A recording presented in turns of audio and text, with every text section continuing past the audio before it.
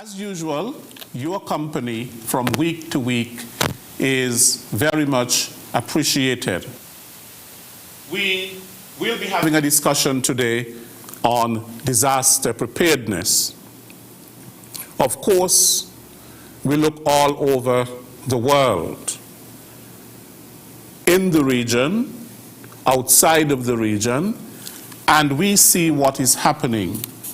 Just recently, we have seen a spate of floodings in Europe and in Asia, flooding like we have never seen before.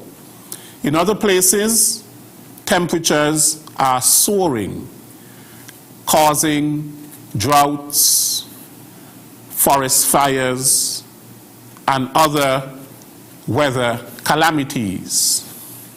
We cannot underscore enough the importance of preparing for disasters. Disasters can be sudden. They just come upon us without much warning. And sometimes there is warning. Nonetheless, we have to be in a constant state of readiness in order to mitigate the impact of any disaster that befalls us. We are in the 2021 Atlantic hurricane season. It is a season that in the Caribbean it comes around every year. And while there are times when we do not really suffer the impact of any hurricane, sometimes some islands escape within the Caribbean the impact of these weather phenomena on a yearly basis, others are impacted. And the difference between the impact and what happens in terms of damage to property, loss of life, damage to infrastructure, all goes back to education. It is important that people are aware. Environmental awareness is extremely important, especially given where we are, our geographic location in the world. We can also have tsunamis and earthquakes. We are on the Caribbean plate. We can only think of Haiti in 2010 that suffered a massive earthquake that to this day, Haiti has not fully recovered from that earthquake in Port-au-Principe. Now, I have with me today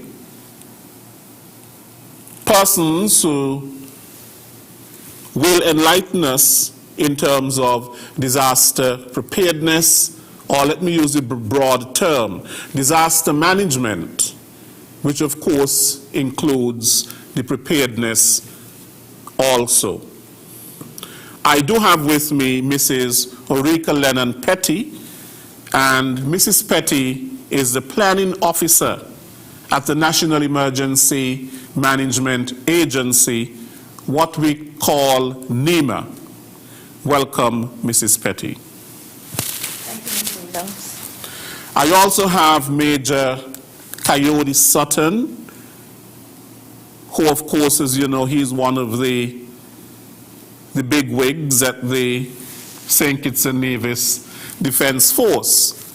However, he is here today in his capacity as the chair of the Search, Rescue, and Initial Clearance Subcommittee.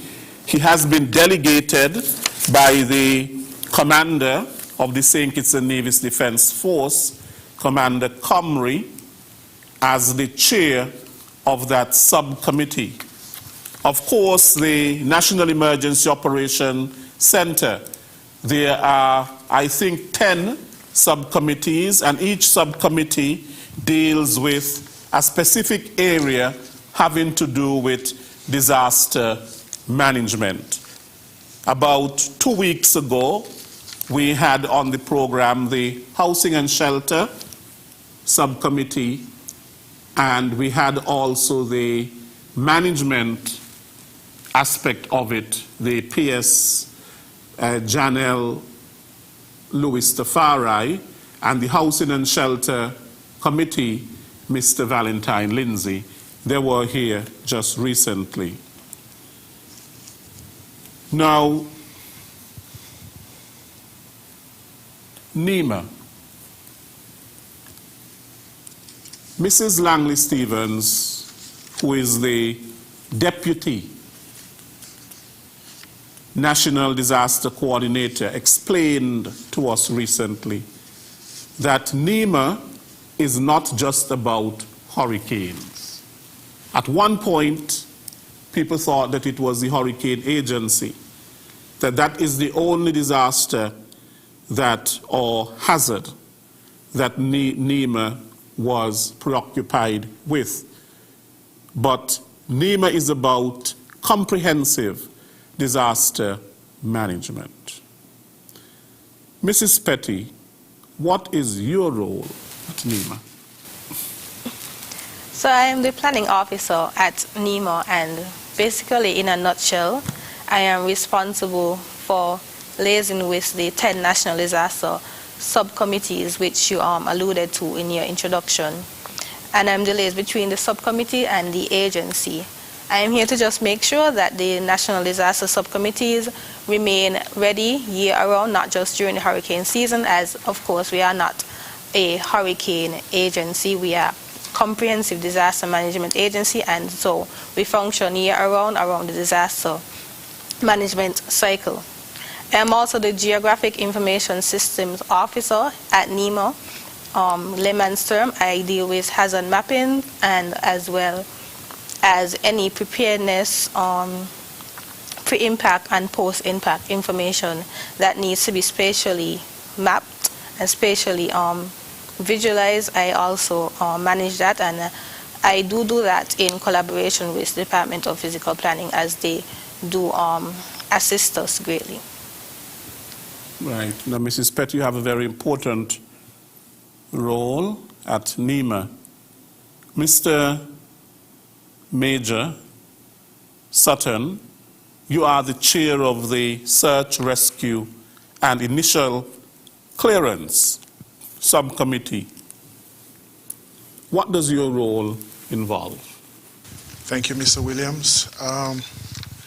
The Search, Rescue, and Initial Clearance Subcommittee is a composite part of the National Disaster Management Committee.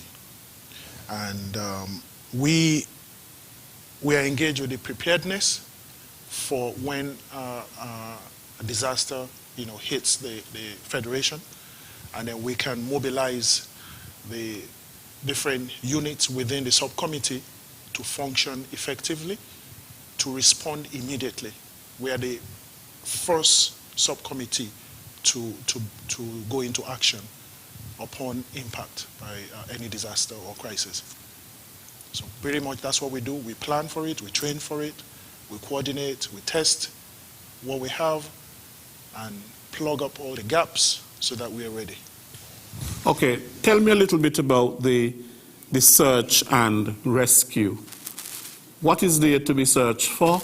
What is there to be rescued? Just like you said in your opening statement, there are some disasters that you cannot prepare for, and there are some disasters that don't give you adequate pre-warnings.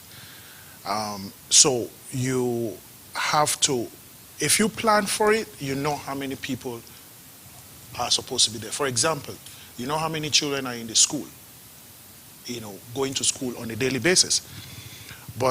And then if you want to plan for a disaster response in that regard, you know how many vehicles you're going to have in place, if you're going to prepare food and so on, But in a situation where you don't know, you have to anticipate, you have to prepare properly, you have to train, and then, this situation remains fluid when the disaster hits. And then you just, implement what you've already prepared. And since this is not the first time we're doing it, we are quite proficient in it. I can go further to say that the St. Kitts Nevis Defense Force, every hurricane season has hurricane orders, whereby the different units within the Defense Force are tasked with different responsibilities, and every single person within the Defense Force entirely has a clear responsibility. They know exactly what their responsibilities are. Now, but what we deal with on the Search, Rescue and Initial Clearance Subcommittee is on a national level. So we merge what we have with other agencies that fall under the Search, Rescue and Initial Clearance Subcommittee. And those agencies are the police, the fire department, the customs, the Air and Seaport Authority, public sector, the health, and the list goes on. Electricity, water, they all fall on that initial subcommittee. So we're able to first make an assessment of the damages, especially to the critical infrastructures, and then we are able to advise the management committee on the extent of damage and so forth. Road clearance is also part of it. Clearing the runway at the airport, we have teams for that, so that if we are expecting relief, the runways are safe, the airport is safe. If we're expecting deliveries through the seaport, everything is in place, it's adequate, you have all the manpower required to facilitate the relief supplies and all that. So it's a comprehensive committee with a lot of responsibilities, and we are up to the task. Yes, Major Sutton, what are some of the equipment that are necessary for search and rescue? Because the equipment that you have for search and rescue are crucial. Yes, indeed. Now, part of the subcommittee, as I mentioned earlier, is the St. Kitts Nevis Fire and Rescue Services. They are part of the subcommittee. Now, they have a lot of various equipment for various types of search and rescue, be it collapsed building, be it somebody falling off a tree or something, trapped in a vehicle and all that.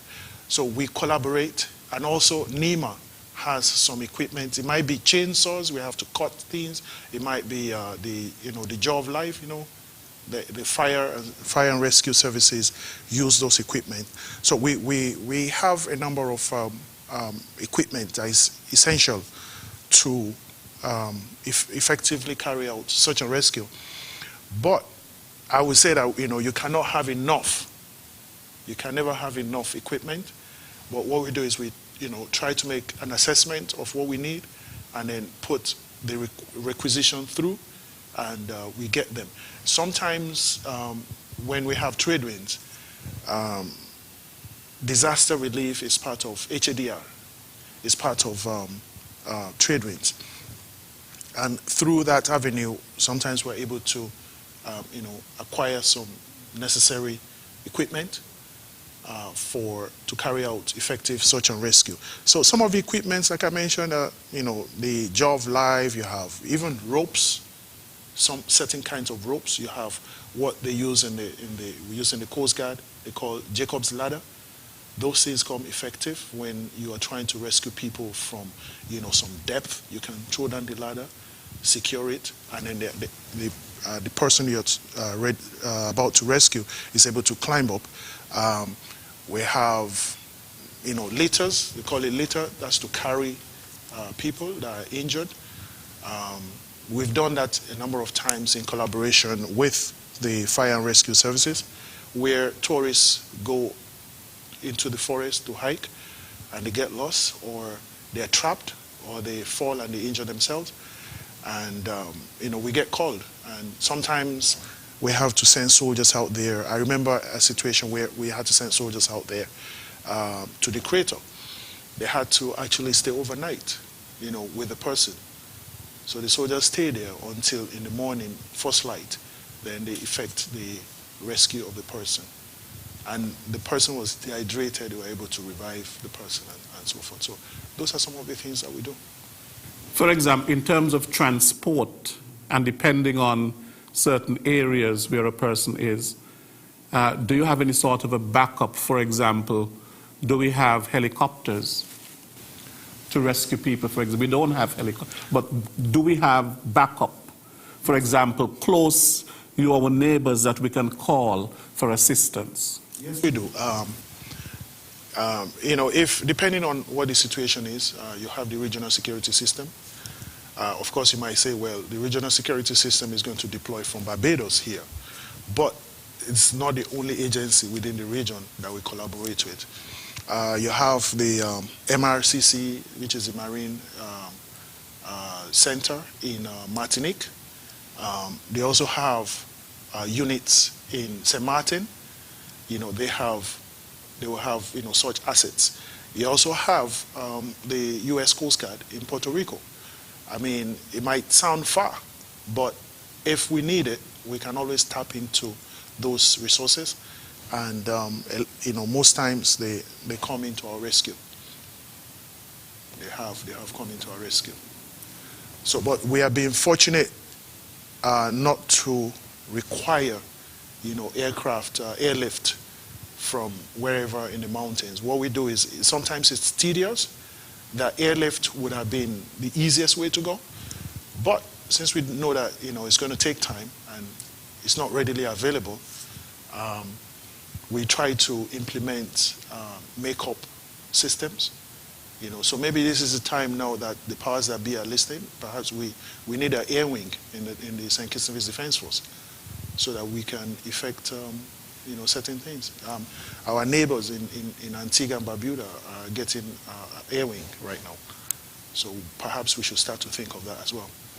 For example, an air ambulance sometimes become critical in search and rescue because a person is injured and in need of medical attention. And that becomes very critical in terms of, because the whole idea of the search and rescue is that of saving lives. Is to be able to get the person that needs help quickly and be able to give them that life support that they need immediately. And it's not just rescuing someone from the hills. You can also, air rescue can come useful when you're rescuing people from the sea as well. We have sea rescue as well, with the Coast Guard. So you can quickly airlift the victim to get adequate medical help. And another thing is that we try to ensure that all Defense Force personnel are first aid certified, trained, so that at least they can give that basic care before the professionals get there. And so your work is very critical, not just at the time of a hurricane, but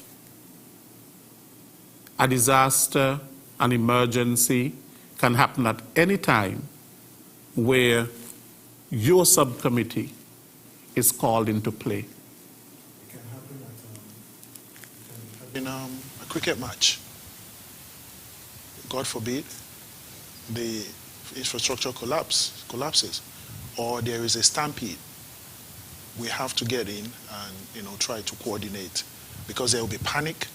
So you have to get to work quickly and set things in motion, mobilize, set things in motion, and take control of the situation, so that you don't have, you don't extend the number of victims And those that are already victims, before you get there, you try to, give them the necessary medical care that they need to stay alive until they can get to, the professionals.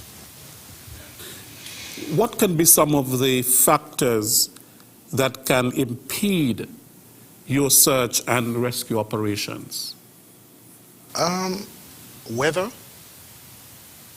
Weather can impede search and rescue operations. Not having all the resources that we require can also impede it. We also, where you have crowd, because once you have a situation like that developing, even though it is critical, it is dangerous, you still find people wanting to congregate and to see firsthand what is going on. Everybody wants to come out with their phone to take videos and pictures. All those activities can impede it doesn't make the environment safe for those who have to work. But critical to the efficiency or efficacy of the responsibilities of the committee will be, I would say, adequate resources and weather permitting. You can want to rescue as much as you want to. You have all the good intent, but the weather does not permit you. Then you really can't do too much. An example is the situation in the Creator, when the gentleman, who went there with good intent, exploring St. Kitts, and fortunately got injured and couldn't make it back up. And we couldn't get him, so that we couldn't get him out that night because we didn't want to exacerbate his problems and perhaps also create more injuries with the soldiers that are trying to rescue. So you stay there overnight.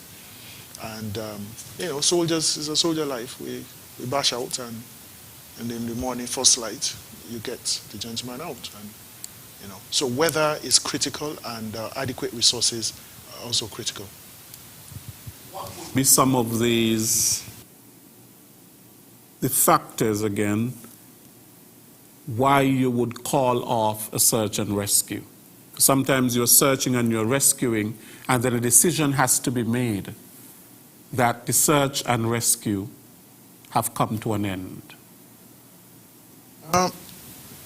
To call off a search and rescue is usually a very, very difficult decision to make, especially when you don't have all the information and you don't want to leave the area, and then you are that close to the person that you're supposed to rescue, and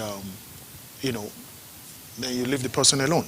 So it's a critical decision point, which is not usually arrived at easily. We exhaust all possibilities before you actually, call it off. And you take into consideration how long is that person going to, can stay hydrated. If the person, maybe they lose their voice, they're not able to shout, you employ all the necessary technology that is out there. You have all the thermal seeking equipment. We have we have drones now that we use to fly over areas to see if we can identify persons, especially if it's not, say it's getting dark and you just want to be able to identify where the person is, or weather not permitting, but you can fly the drone. You can cover a larger area than the normal human eye. So we employ all the available resources, all the technology that is out there, and if we don't get through, then you still give some time of grace and do it over again. And then if you're not successful, then you've exhausted all the possibilities. Then you have to make that call. But until all the possibilities are exhausted, and I can give examples too. I used to work in the Coast Guard when we do search and rescue. You take into consideration the wind, you take into consideration the current, directions, you take into consideration how much fuel these people have, how large is the vessel, how far could it have drifted, which area. So you take the chart, you're plotting out grids where, taking into consideration all this, you can work out the distance and the speed at which the vessel will drift and so forth. So you say, okay, if they lost control at this point, by this time they should be in this general area. So you exhaust all that, and then you can walk back from wherever, walk back to the last point of contact. Walk back and then go again and exhaust it. Sometimes, we get lucky, and sometimes we don't, because the calculations are just their calculations based on science. But sometimes science is not perfect. So, the wind change sometime and it takes them elsewhere.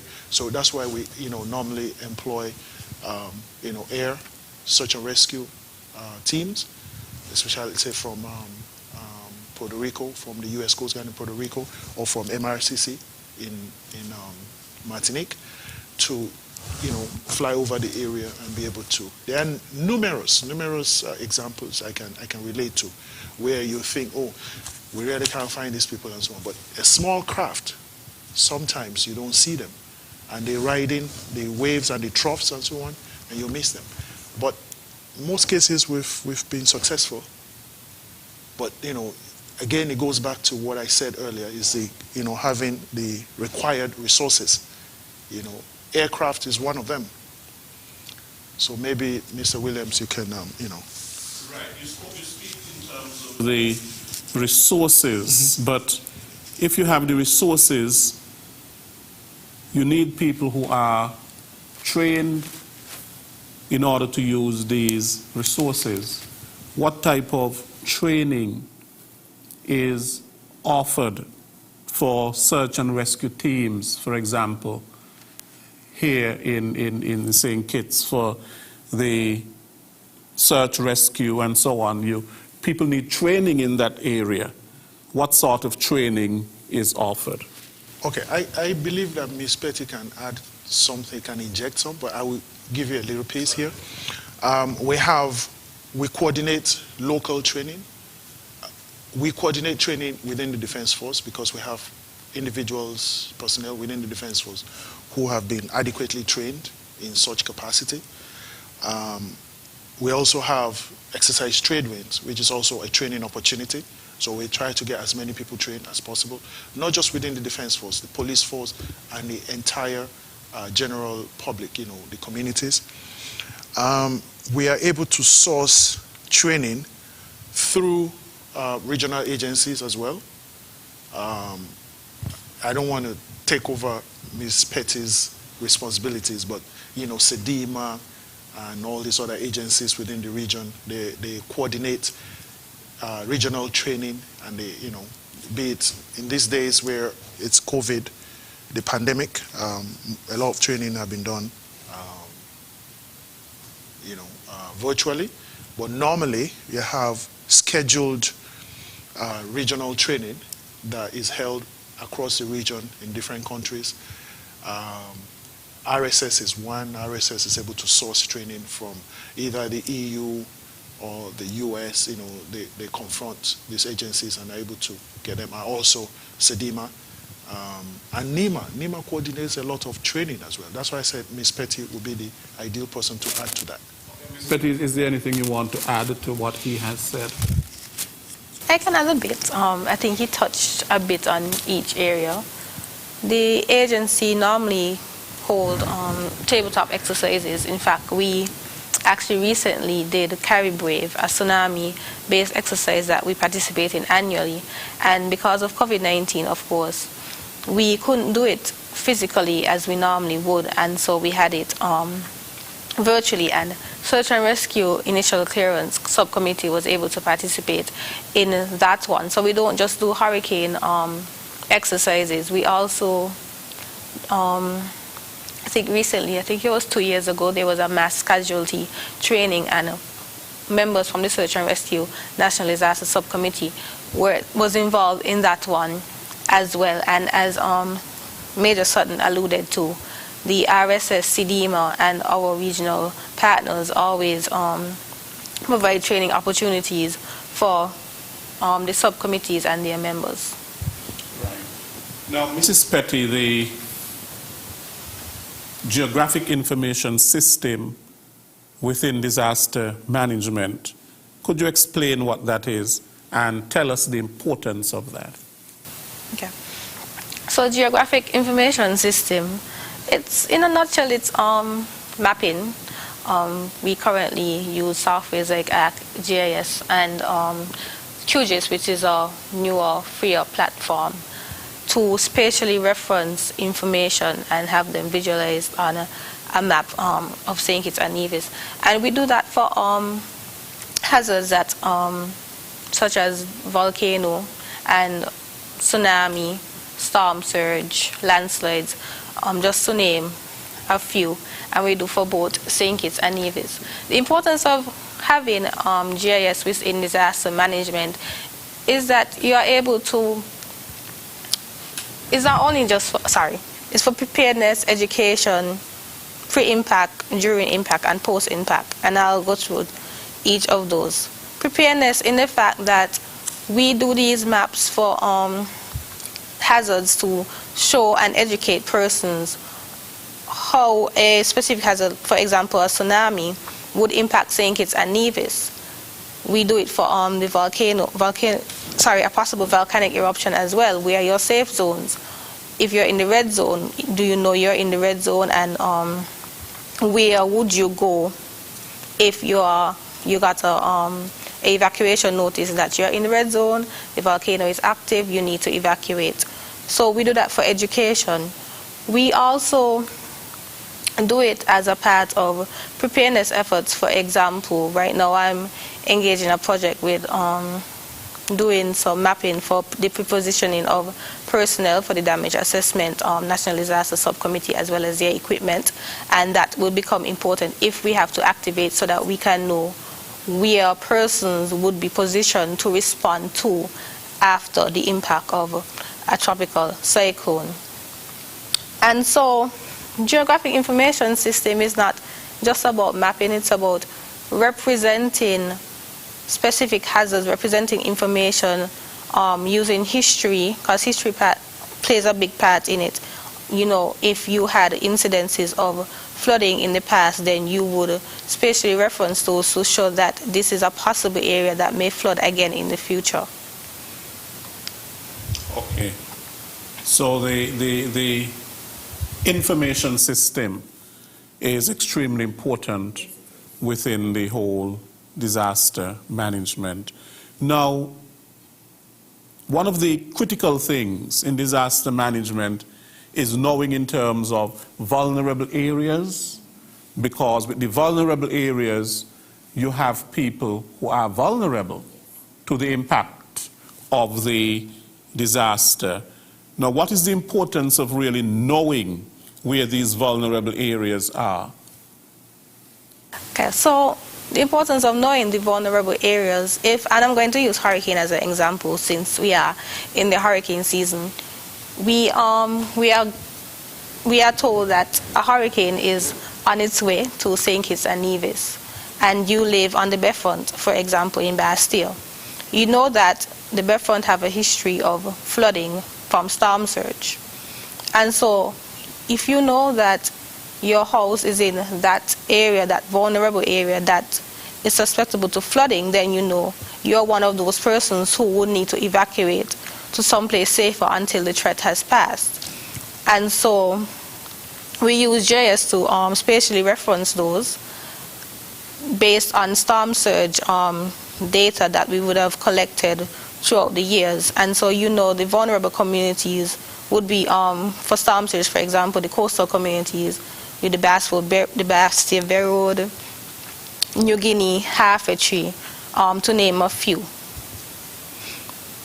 In terms of the vulnerable persons, the vulnerable population now, there was a situation in 2017 during the impact of Tropical Storm Irma, a call was made to the NEOC, and the call was that a vulnerable person within our community, their house was impacted and they needed to get out to a safer location. However, when the search and rescue team went out to find that person, of course they found them in the end, but at first it was a bit difficult pinpointing their exact location, and so from that it was recognized the importance of knowing where the vulnerable population resides.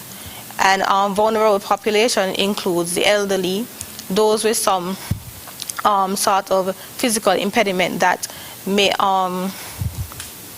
impede them from assisting themselves during a time of emergency.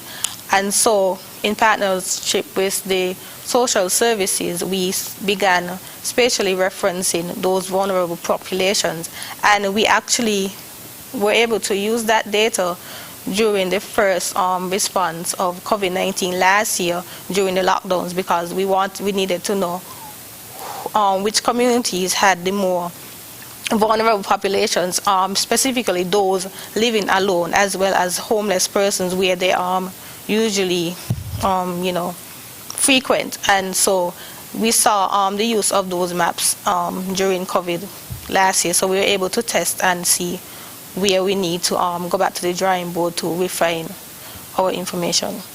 Right, and the vulnerability many times is really linked to a number of factors. It can be linked to people below the poverty line, people who are poor. It can be linked, and because they are poor, their living conditions and the infrastructure, their living infrastructure is susceptible to the weather elements. Yes, and that's where the district managers come in, because the district managers are our volunteers in the NEMA mechanism, and they are the eyes and ears within their respective communities. And so each year they do walk-arounds in their community, interacting with persons that they know are vulnerable, not only physically, but maybe because they are below the poverty line, as you mentioned, Mr. Williams. And so they would be able to report to the agency and pinpoint those persons. And the list, when it's updated, it is shared with the district managers to make sure that we do not leave anyone off the list, because of course we do not want to leave anyone behind. And for example, even within the COVID-19 situation, there are some persons who are more vulnerable than others because of their living conditions. And you see it basically in some countries where you have people who are very poor, and because they live in a lot of clusters and in such close proximity, they may not really have the amenities, for example, like running water and things like that, that is necessary for sanitation and all of that. It puts them more at risk for contracting diseases and that sort of a thing. So attention has to be paid really to the vulnerable population when it comes to disaster management. Now, what would be some of the challenges, Mrs. Petty, that you face with the vulnerable populations in terms of educating them, for example, when there is a disaster, what to do? Sometimes, for example, with a hurricane, there is need for them to be evacuated, to move to go somewhere else. What are some of the challenges, knowing that sometimes people are set in their ways, they don't want to move, and things like that? I think that would always be a challenge, because, we promote that you should always be prepared and have a stock of food that would last you for at least 3 days for your family members, food, clothing, even money. And if you are living below your means, then, it would be difficult for us sometimes it's a bit difficult for us to go and tell persons, you should always have this amount of food on hand in case there's an emergency, because then the question is, but if I save this food for an emergency that may not happen, what will I eat today? And so, you know, we recognize those challenges, as well as having to tell someone that they have to move to a shelter. Sometimes it's difficult. You know, you're in a vulnerable area, you're going to be impacted by water, so we have to move you to a shelter. Some persons may not want to move from their houses because, I mean, it's their comfort. They're going into a situation that it's unknown, and they do not know how long they will be there for, the condition of their house when they get back to it. And so all of these are challenges that we face, but with disaster management, what would it be without these challenges, right? So. Right, and another thing is they can put people in a position of vulnerability, a language barrier, whenever we have a disaster, or sometimes cultural differences. And it is about reaching people. So what methods do you employ to reach these vulnerable areas where people live? What are some of the methods that you employ? For example, if we have a language barrier, there's a problem there in terms of getting the message to this vulnerable population. What are some of the methods employed? Well, some of the methods employed, as I mentioned, the district managers do go out to the community. There are some that are bilingual, and when they know that they will be going into an area where the population may not, or they may not speak English, then they make sure that there's someone present to translate for them. We actually did an exercise recently for Caribou, where NEMA staff, the volunteers, as well as community policing, actually went into the communities of Bastia, Newtown specifically, and we did make sure that we had someone to translate to Spanish, and so we were able to get the message across. And it was a conversation about tsunami, you know, asking if they're in the tsunami zone and stuff, and it was actually very successful, because we were able to, even though there was a language barrier, we still were able to get the message across and educate as we would.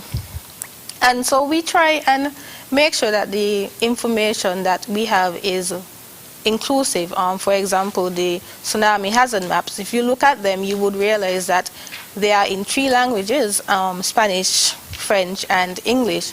And so that's a part of our inclusive campaign. Yes, they're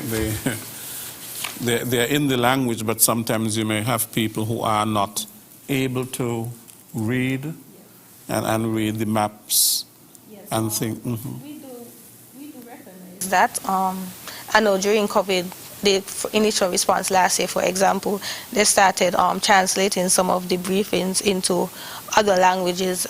They would have met with the Haitian community here, as well as the Spanish community. Mr. Samuel, the National Disaster Coordinator, he is of Spanish background, so I think because of that, he especially was able to bring across the message more, and the importance of having this inclusivity when it comes to the language barriers that we may face when we are trying to educate and warn persons.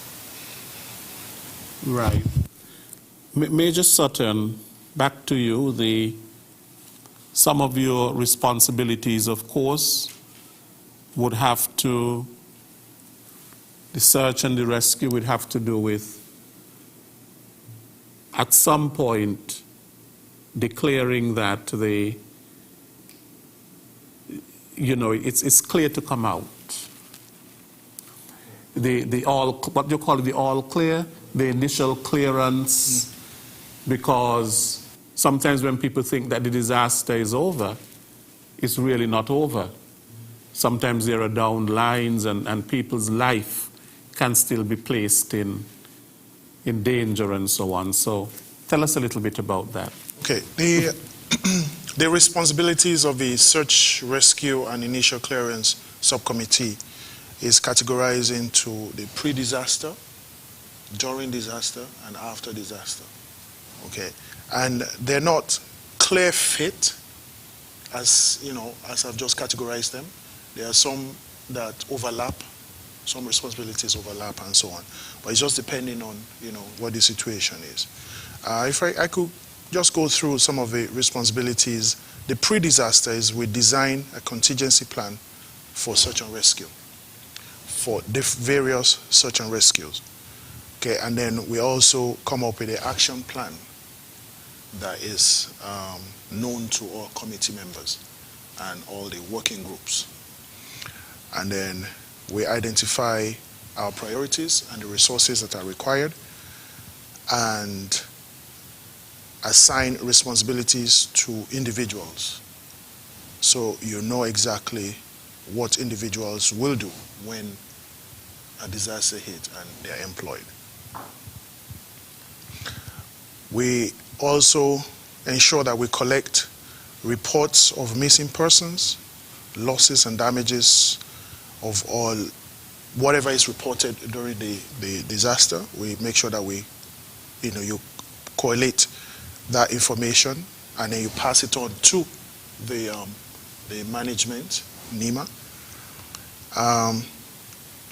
We engage in simulation exercises to flesh out various scenarios that can emerge from a disaster, and then also identify our vulnerabilities and the gaps so that we can correct them and train for them prior to the actual disaster, hitting the Federation. And we design initial clearance and disaster debris collection and disposal plan. Also identify persons that will be utilized for search, and also the necessary resources, vehicles, and etc. And our responsibilities, in preparations, is integrated into the entire national disaster plan. So we also, liaise with other subcommittees, so that, like I said, our responsibilities are not just clear-cut or exhaustive. Sometimes they overlap and interact.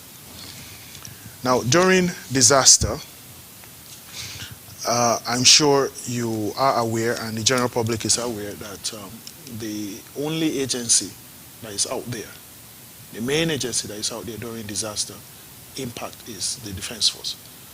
We ensure that the personnel are well equipped to go around and ensure they keep eyes out on critical infrastructure and look out for lives that might be vulnerable as well. Okay, so but during the disaster we ensure that personnel, vehicles, and all the equipment that we need are ready and good to go. Once weather permits, then we send people out. Now, post-disaster is what you just touched on, where we'll be able to give advice to the management committee that we think it is safe enough for people to go out of their homes, and all the power lines are either disconnected or they've been removed, and so forth, because part of the composition of a search, rescue, and initial clearance subcommittee is SKNIS. So we go out with them and we ensure that. So generally we do that, and then also the roads, we're able to advise the management committee on access roads and how safe they are, and and then also make suggestions for alternative routes in case of an access road has been severely damaged. A good example was when, I think it was 2017, it's Marion in Old Road. Soldiers were there first, and that is why we did not have, because they were going around during the disaster and so on. They noticed that there was this big hole in the road, so they had to park the vehicle across and try to find objects that can be used to, that is bright enough to warn road users that it's danger over there. Because otherwise, people would have been driving, trying to get home to safety, and then they get in there. So that is, so our responsibilities are, categorized into the pre-disaster, which entails the preparedness, training, and gathering of the equipment, resources that is required. And then during disaster is when we actually go into action. Everybody's mobilized before, and then they go into action. And they remain mobilized until after. And then when the all clear is given, and then we also get into helping to recover, properties that are not properly, totally damaged, making properties safe for people to go back to, and things like that, or help with ensuring that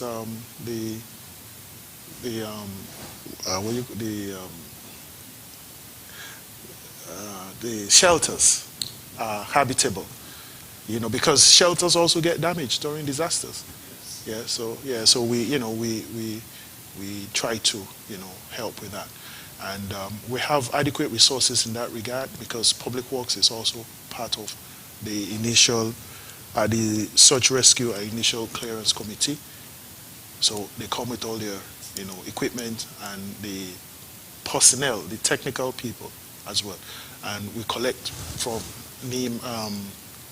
SKNIS, the Defense Force, Customs, everybody.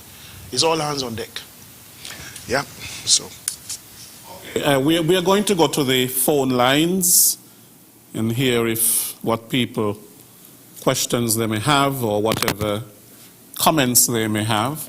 The numbers to call are 466-2666. That is 466-2666. The landline. You have two cell numbers, 662-8674, 662-8674, 767-4765, 767-4765, and 1-239-645-4500. 1-239-645-4500. That is the overseas number. We welcome your calls. Mrs. Petty, I began by saying that NEMA deals with comprehensive disaster management, that it is not just about hurricanes. We have to think in terms of tsunamis, we have to think in terms of earthquakes. How ready are we in terms of tsunamis and earthquakes if such, God forbid, were to happen? So, sorry.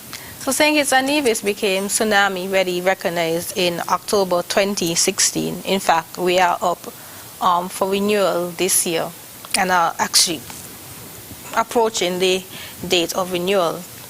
And they were tsunami ready recognized by UNESCO Intergovernmental Oceanographic Commission. And to be tsunami ready recognized, we had to put a few things in place, and this includes a 24/7 tsunami warning focal point, and for that here in the Federation, that's 911.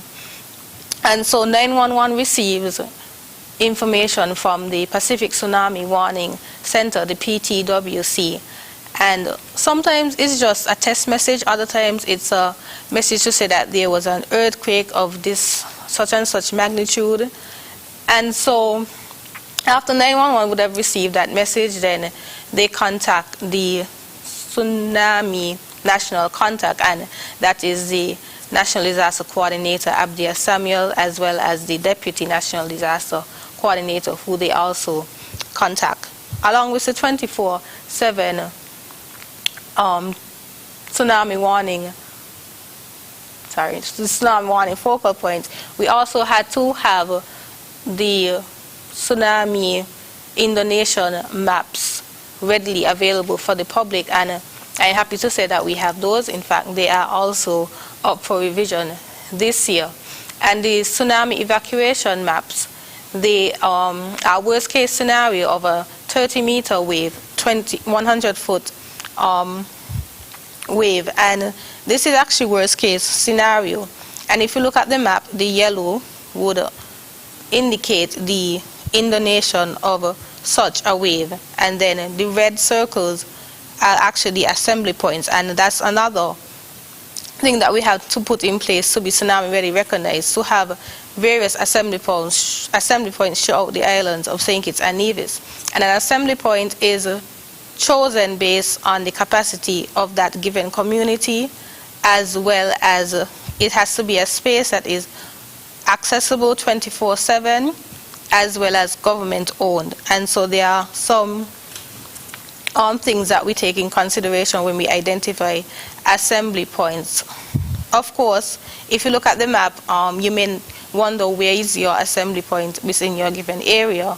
But if you go into your actual district, and your district is whichever constituency you reside in, then you should be able to see where your assembly point is, as well as if you would have seen the signs around the island.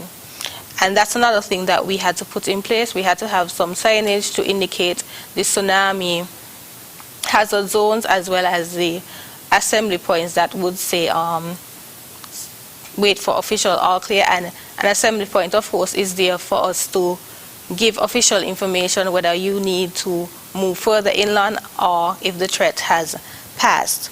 Another thing that we had to put in place was the standard operating procedures for tsunami. The standard operating procedures speaks to the actions taken before and during.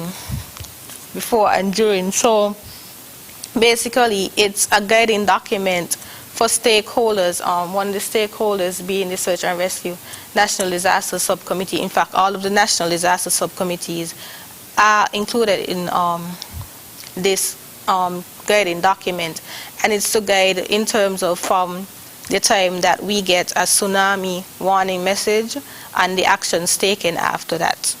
Because, you know, a tsunami, unlike a hurricane, gives you little or no warning. It can be minutes, it can be hours. Right. A tsunami is basically produced by an underwater earthquake. Isn't that what? It can be an earthquake of a magnitude of 6.5 or higher, but there has to be some sort of shifting. And as I said, it has to be a magnitude of 6.5 or higher. It also can be caused by landslides, volcanic eruptions, because we do have a volcano under the sea. And some of the signs that you have to look out for tsunami is a strong earthquake of 6.5 magnitude or higher lasting for a long time. If you see the sea receding, you don't go out and be, you know, all curious, taking pictures or picking up the fish that may appear after the sea have receded. Or if you hear a loud roaring sound, because with that body of water, of course, there's going to be a sound. And, you know, you run. You don't walk briskly. You don't wait for officials to say you need to evacuate. If you know the signs, you know that you are in a tsunami hazard zone, and you see all these signs, then you head to the designated safe areas that would have been identified by the agency, and you wait for official messaging. So you feel, see, hear, run. That's the messaging that we always give when we go out to educate persons. Okay. Now, in terms of an earthquake, I've often heard the DCH. Yes. Tell us a little, a bit about the earthquake preparedness checklist. What was some of the things that people should know? Well, for an earthquake is a bit more difficult to prepare for, because an earthquake can happen at any minute. But it's important to know the DCH, drop, cover, hold on. If the earth starts to shake, and you know, you can either go under a sturdy table, if one's available to you. You stand in the doorway and there's a correct positioning for that, or you hold on to something that's sturdy. And some of the things that you can do to prepare, mitigate impact of an earthquake would be fastening cabinets, televisions, anything that you know could fall down, possibly fall down and injure you within your home and workplace. You fasten them to the wall. You also don't just run around if you feel the earth shaking. You do the DCH, and then after, if it's deemed safe to do so, after you do your visual checks and you make sure that the doorway is clear, you head outside because you do not know if the building would collapse. And then you wait for the teams to actually go in and check to make sure the integrity of the building was not compromised during the earthquake. Right. Now, again, we are dealing with, Mrs. Petty, we are dealing with vulnerable areas, we are dealing with vulnerable groups, because with an earthquake, if people live in structures that are not strong, structures that are weak, then an earthquake can have more devastating impact on such persons. And then again, with tsunamis, the importance of understanding that we are small islands, and most of our villages are coastal, which means that a tsunami can have a devastating impact on these islands. We are very, very small. So again, people who live along the coast are very, very vulnerable in terms of the tsunami. Where do we run to? Do you run to the mountains? You go to higher ground.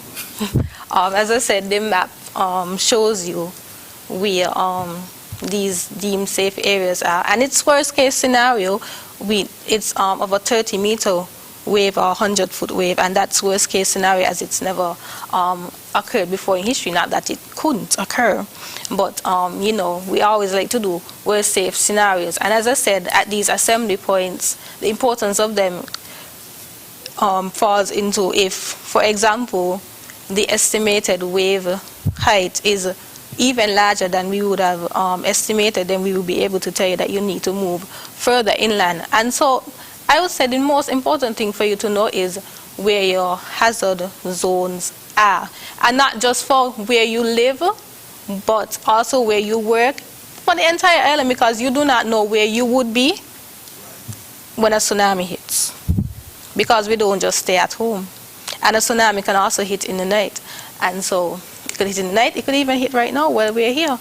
And so, as I said, it's important to know and familiarize yourself with the map. Not when you get a warning, but before. Sure. It's important what Ms. Petty just touched on, especially when you're talking about tsunami.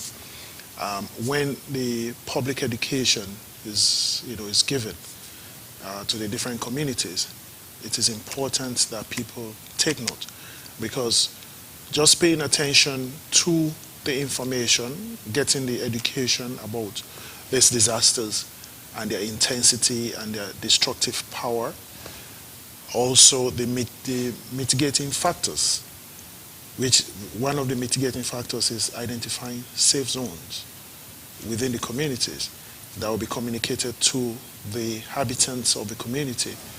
And now, if you know and you participate in those public education that NEMA runs from time to time, then it becomes like second nature pretty much.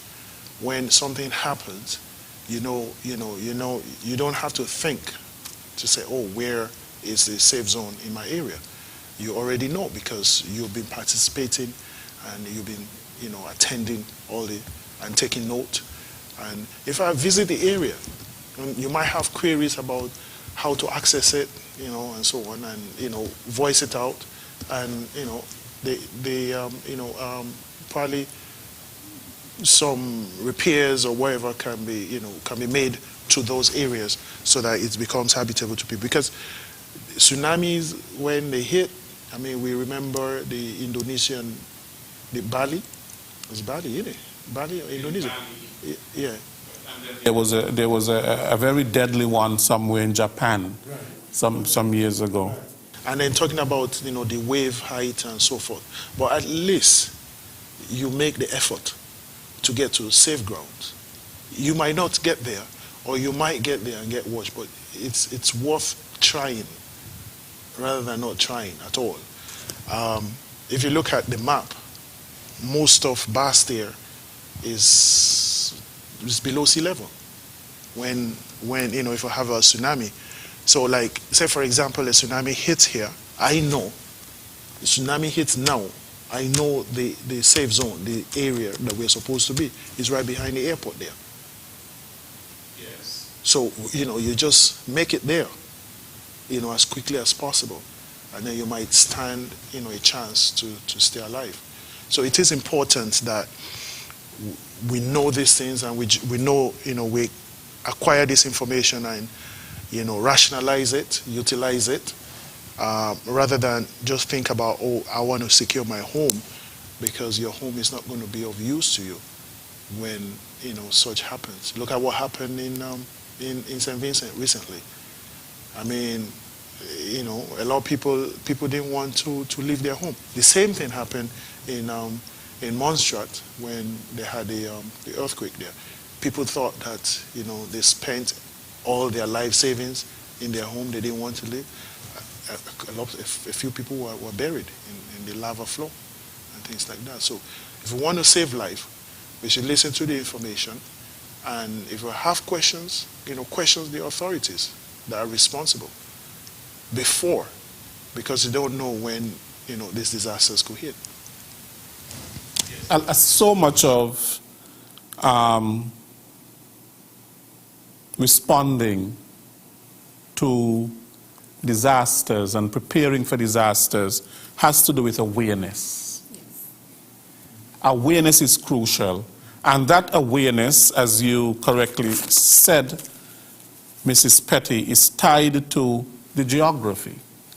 Understanding basically where you are located in terms of maps, where you are in the place in the world, and knowing what some of those hazards are in that particular geographic area. Yes, and if I may follow up to what Major Sutton just said, knowing where your assembly point is not just knowing, it's knowing how long it takes you to get there. And so you could do it as an exercise when you come home from work, you and your family, you just, you take a stroll to your identified assembly point within your community, you time yourself, okay, it took us 2 minutes, 3 minutes to get there.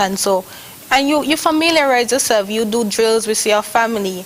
You tell them, oh, a tsunami is coming, we need to go. You see how long it takes you to evacuate your home and gather. And of course, after you evacuate your home or business, you make sure that everyone is accounted for, because accountability is one of the most important things. You do not want to be at the assembly point and then realize that you're missing 1 or 2 persons.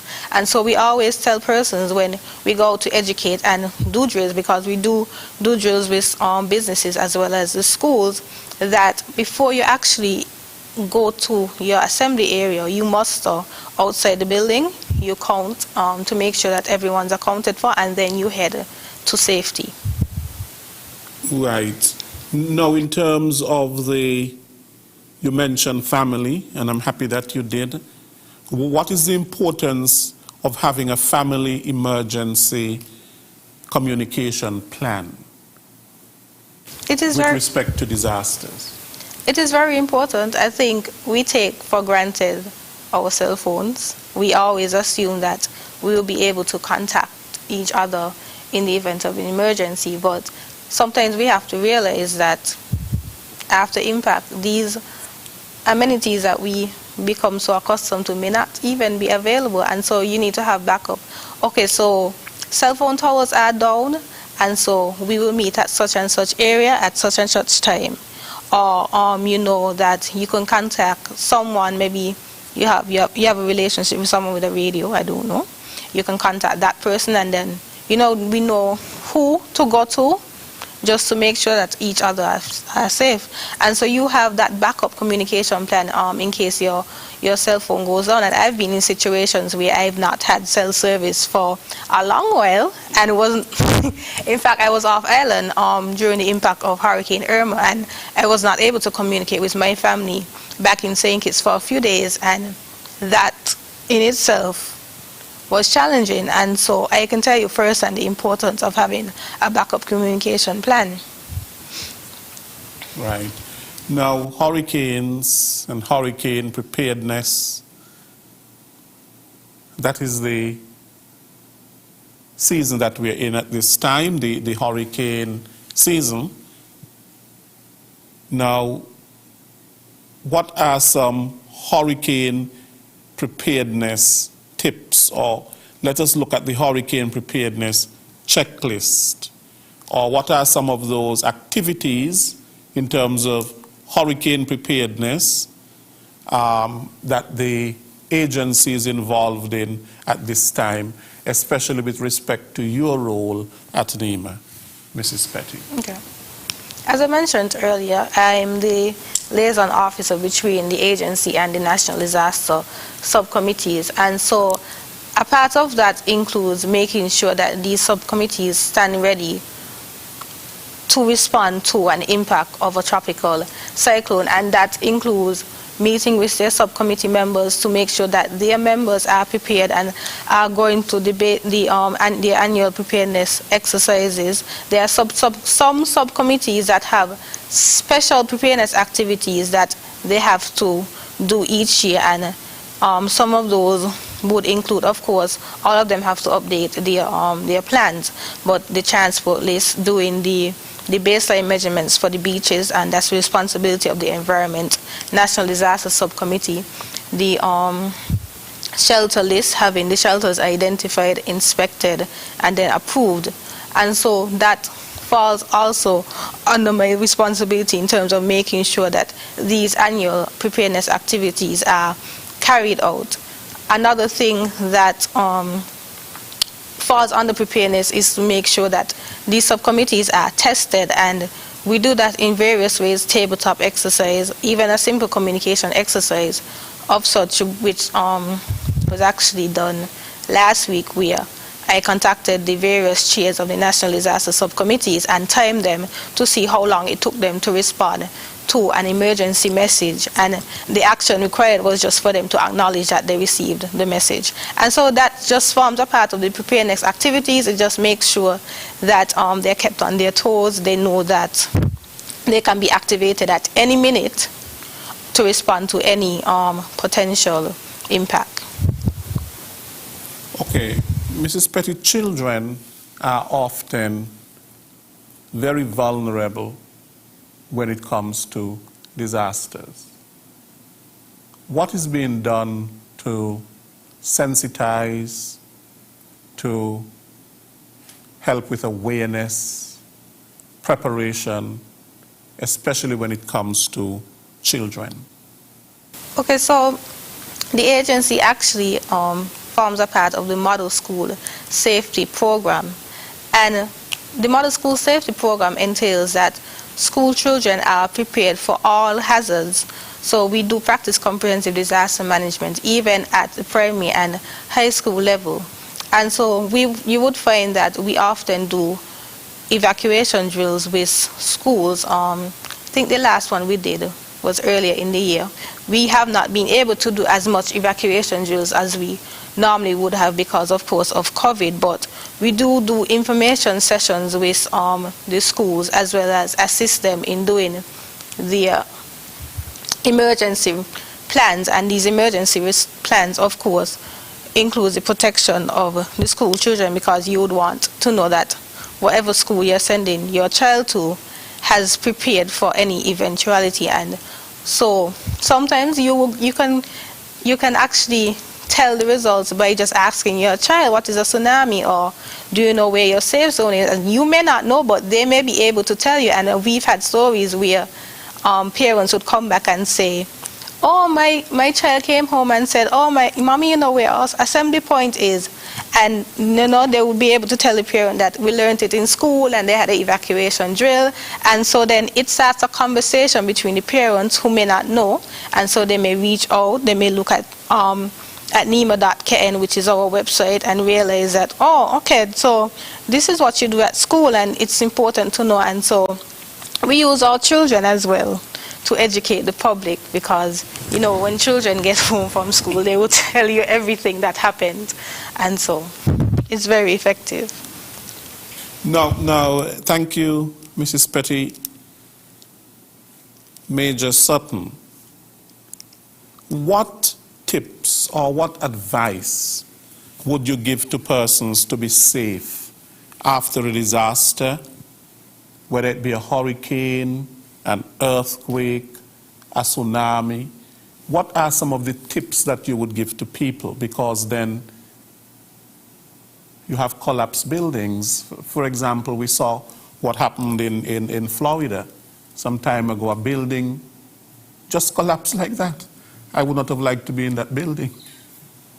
But what are some of the tips you would give to people? It's, you know, in following up with what Ms. Petier spoke about, it's important, like, to take the awareness program seriously. And we always have this PSA that go out during a hurricane, when, you know, a hurricane is imminent, hurricane impact is imminent, or prior to. NEMA always, you know, periodically or consistently, I should say, you know, send out messages, and they give all the warnings, they give all the advices and so forth. I think if people take those warnings and advices into consideration and act upon them, people will be safe. We also try to drive around sometimes with the loud hailers on our vehicles, mounted on our vehicles, or you know, try to give information to the general public, both in Spanish and in English sometimes. If people listen to those instructions and warnings, you know, people will be safe, because it's all the information and the warnings are designed to help to save life. When we say, you know, stay at home, you don't come out during the impact of the hurricane, you have wind speed of this, and, you know, rain is falling, and then you find people out there. There's a lot of flying debris. You know, you find glass, you find roofing sheets, you find metals, pieces of vehicles, and so, you know, all sorts of old things are flying around the place, and this could cause serious bodily injuries to persons. So a lot of times we're out there and we find persons who have not yielded to those instructions. We help to keep them safe and take them to the police station so that they can hold them there. And also all the safety tips, you know, in hurricane preparedness and other disaster preparedness, like the dock, hold, and DCH, and also, you know, for the tsunami, feel, see, hear, and run. You know, you adhere to all those warnings and instructions and act upon them, you stand a better chance of staying alive. Yes. No, I am the chair of the Education, Warning, and Communication Committee. And one of the things that in disaster management that we have to contend with is that we live in an age of misinformation and disinformation. We are seeing it with the COVID-19 pandemic. It has been rife, the disinformation and misinformation. Now, misinformation is simply inaccurate information, but disinformation has an intent to it, a malicious intent. It is designed basically to mislead people And in doing so, what you're doing is that you're creating another disaster. And misinformation and disinformation can create other disasters within a disaster. And we are seeing it with the COVID-19 pandemic, the lot of misinformation, disinformation that is out there on the pandemic itself, and in addition to the whole area of vaccination and the vaccines. And it is important that people get information from official sources. They should turn to official sources for information. Information should also be verified. You verify information, you verify the sources. You just don't take something that comes to you because Tom, Dick, or Harry said it. You have to look at the credibility of the information. And so therefore, NEMA is the official agency when it comes to disaster management. We look at official institutions, for example, the St. Kitts and Nevis Information Service, which I lead, is the official information source of the government. No other Facebook page or anything like that is the official source of the government when it comes to information. We have the St. Kitts and Nevis Defense Force. They're the official. The Royal St. Christopher and Nevis Police Force, they're official. When people come to you and give you information that is not from an official source, you must question that information. We live in a society today that, especially with the advent of the cell phone, which is a very good thing, but sometimes the way that it is being used is not such a very good thing. We have the cell phone, we have the internet, we have internet on phones, the WhatsApp and the Facebook Messenger and all of that, and people putting a lot of misinformation and disinformation out there. And we have to be able to think critically, to read critically, to listen critically, and to verify information, to check sources, to check reliability of information, validity of information, and so on. We just do not run with everything that we hear, because then eventually that works to our detriment. And so it is with the disaster preparedness, which we have been talking about today. It is important that people get information from official sources. We cannot underscore that point enough. The St. Kitts Met Office is where you get the weather update. You don't get it from somebody on the street. And if somebody on the street come and tell you, boy, look, we're having a flood later, you know, your first question to them would be, where did you get that information? Or where can I find that information? Or if somebody comes to you and tell you something about the COVID-19 pandemic and vaccines and all of that sort of a thing, my question to them is, can you show me the data? Can you present me with the information? Where did you get it? Just don't be gullible and believe stuff, because then we are creating other disasters. Mrs. Petty, I think you would agree with me. Of course.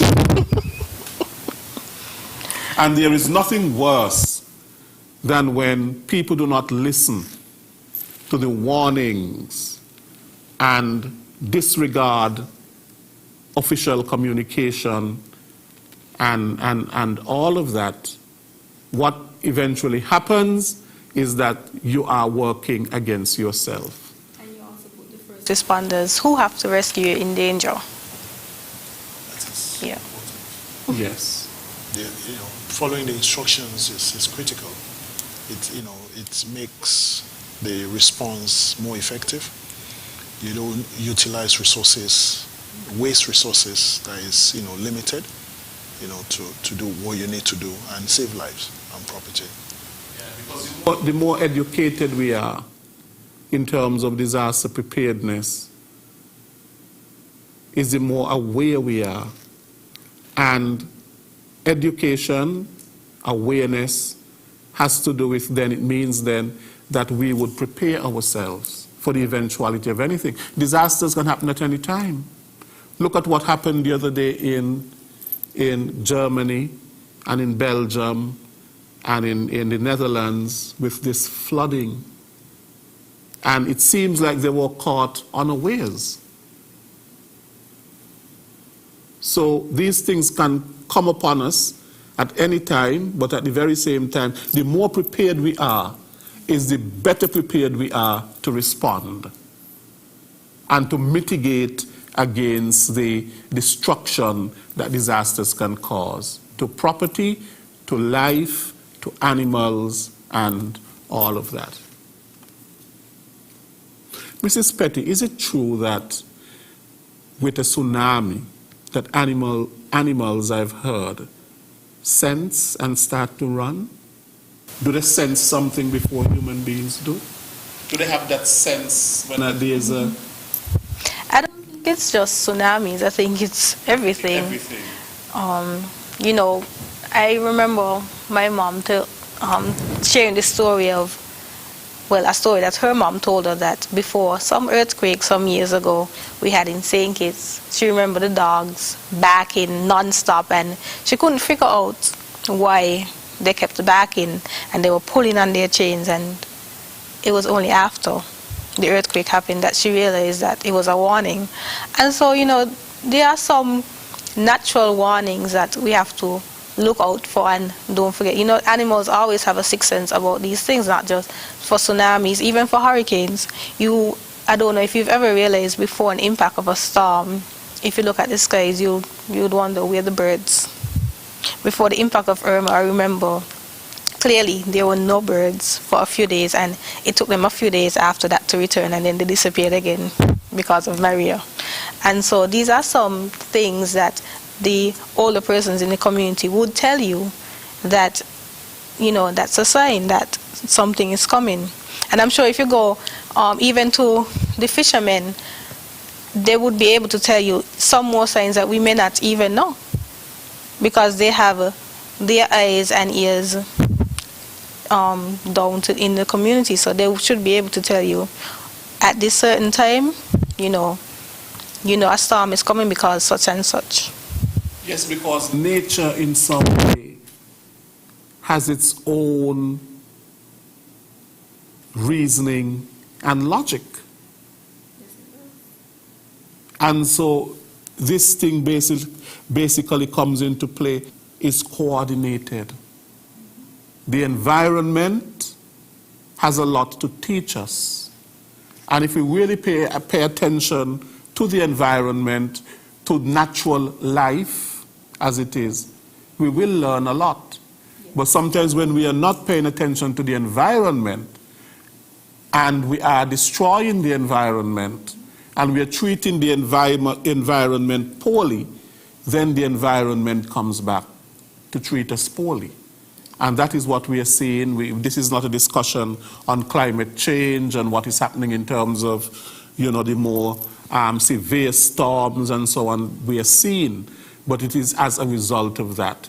So there has to be somehow care for the environment. Care for the environment. That's a whole different topic in itself.